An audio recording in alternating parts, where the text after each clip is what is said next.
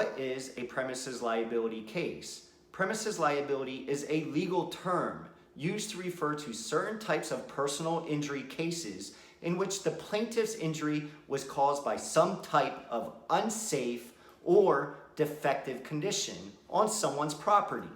These type of cases may include slip and fall cases, trip and fall cases, snow and ice accidents, inadequate maintenance of the premises, defective conditions on the premises, defective staircases, inadequate building security leading to injury or assault, elevator or escalator accidents, dog bites, swimming pool accidents, amusement park accidents, fires, water leaks or flooding, wet or oily floors, hidden extension cords, unsecured rugs or carpets, loose or broken floors, sidewalks, steps, inadequate employee training, and even toxic fumes or chemicals present on the property.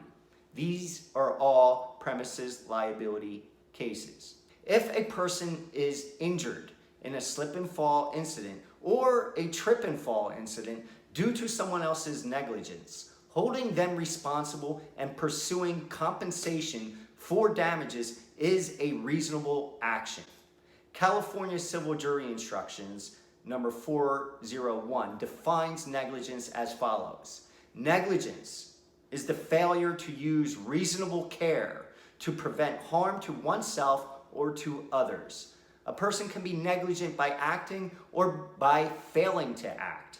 A person is negligent if he or she does something that a reasonably careful person would not do in the same situation, or fails to do something that a reasonably careful person would do in the same situation.